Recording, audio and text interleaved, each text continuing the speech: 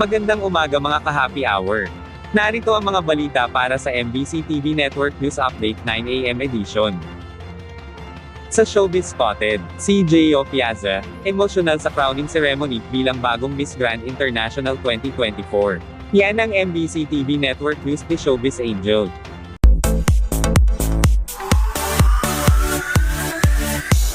To the new Miss Grand International 2024 from the Philippines!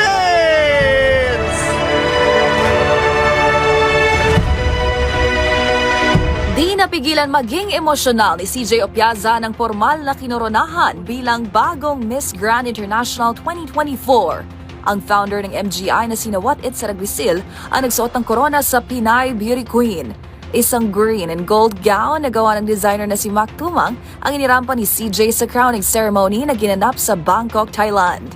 Sa isang bahagi ng programa, binalikan ang naging performance si CJ sa MGI pageant Oktubre noong nakaraang taon, kung saan first runner-up ito kay Rachel Gupta. Ngunit kamakailan lang ay nag-resign ang Indian Beauty Queen kasunod na makinaharap na issue sa pagitan nila ng organisasyon, dahilan para si CJ ang humalili sa pwesto at maging kauna-unahang Miss Grand International na nagmula sa Pilipinas. There are different versions and meanings of winning in life, but this is my golden moment, and this is a historic win for the Philippines.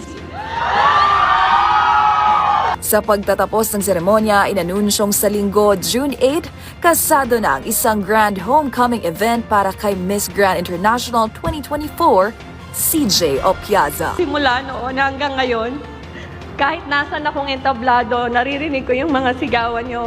Ganon din kagalak yung puso ko na makita kayong lahat na sinaselebrate itong pagkapanalo nating lahat.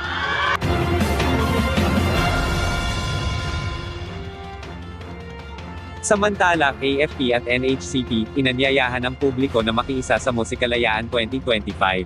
Magsasama ang Armed Forces of the Philippines at National Historical Commission of the Philippines para sa isang araw ng musika at pagmamahal sa isang malayang bansa. Ito ay sa isasagawang Musikalayaan 2025 na bahagi ng pagdiriwang ng ika-127 araw ng Kasarinlan o Independence Day sa June 12. May temang pagtatanghal para sa karagatan ng Pilipinas, Our Sis, Our Rights, Our Future. Layunin nito na palalimin panglalo ang kamalayan ng publiko sa kahalagahan ng paggigiit sa soberanya ng bansa.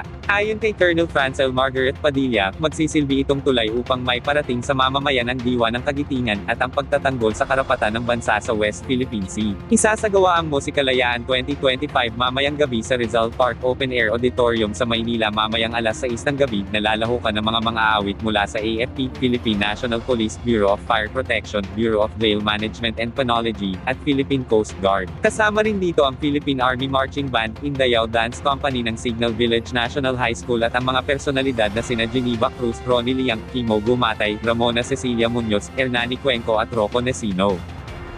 Tunog ng pagmamahal sa bayan ang awit ng pagkakaisa.